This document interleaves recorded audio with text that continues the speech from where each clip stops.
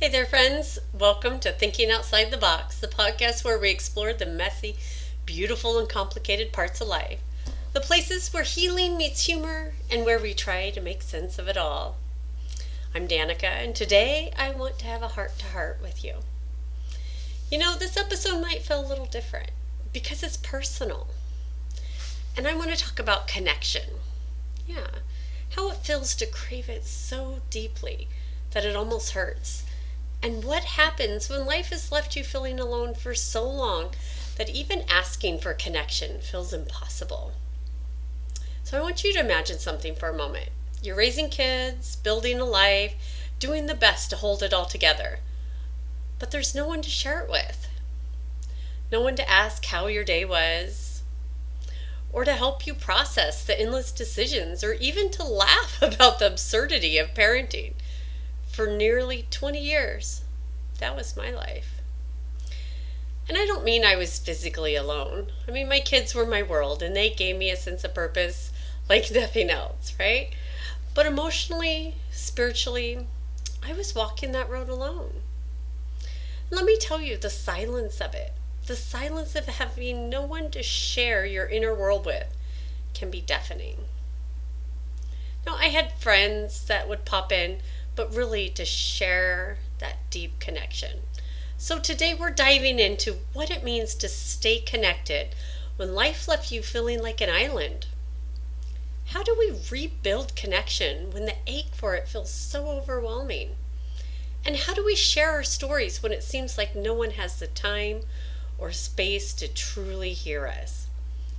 And how do we avoid losing ourselves in that search for connection? This is a big one. So grab a cup of coffee, tea, maybe your water bottle, right? Whatever brings you comfort. And let's talk.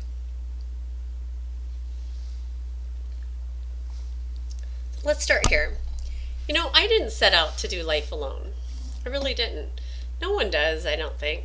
When I got married, I imagined my partner by my side, a teammate. But life had other plans. After my marriage ended, and then I found myself as a single parent. Not just single, but solo parent, right? The one making every decision, carrying every burden, trying to be everything to everyone. I poured my heart and soul into my kids. I wanted to protect them, to nurture them, and give them the kind of life that I didn't have growing up. And I don't regret a second of that. But somewhere along the way, I stopped noticing how lonely I was. There's a kind of loneliness that creeps up on you slowly. It's not dramatic, right? Not movie scene kind of loneliness where you're crying in the rain. It's quieter. It's like sitting at the dinner table with your kids, smiling at their stories, but realizing there's no one to share yours. It's lying awake at night, replaying the day, knowing there's no one to text with your random thoughts. And over time, it kind of wears on you.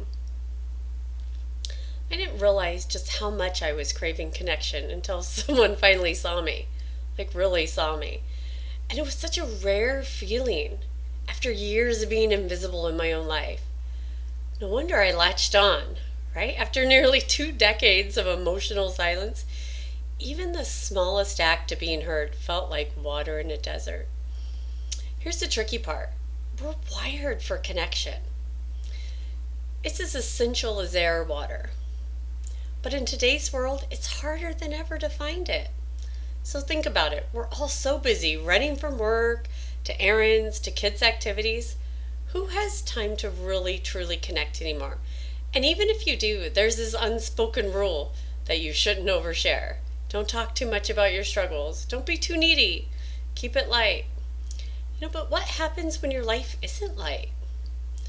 When your reality feels too heavy to fit into casual conversations?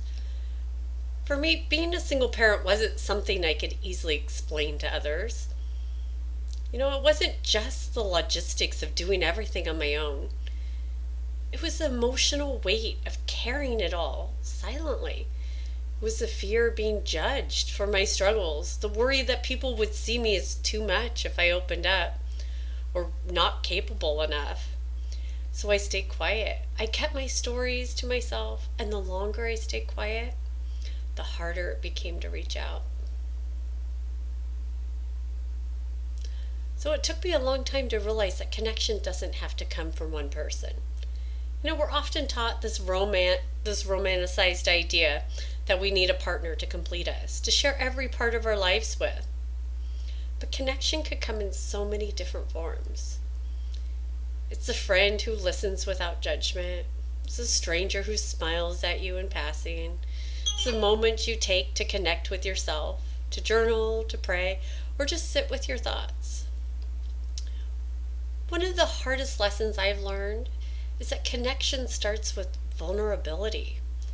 And let me tell you, vulnerability is scary when you've been on your own for so long. It's terrifying to open up and say, hey, this is me. This is what I'm carrying. Can you handle it? But here's the thing, the right people can handle it. And they want to. So if you're listening to this, and this is hitting close to home, I want you to know that you're not alone. Whether you've been raising kids on your own, navigating life as a single person, or just feeling disconnected in the busyness of it all, your longing for connection is valid. So let me ask you this. How do you stay connected in your life? Who do you turn to when you need someone to listen to you? And if no one comes to mind, what's one small step you could take to start building those connections? For me, that step's been showing up. Sharing my story, even when it feels messy and imperfect, right? It's been a way for me to reach out, to say, hey, let's do this life together. So here's my invitation. Come be my friend. Seriously, let's figure this out together. How do we navigate the loneliness? How do we share our lives without fear of judgment? And how do we build connections that truly nourish us?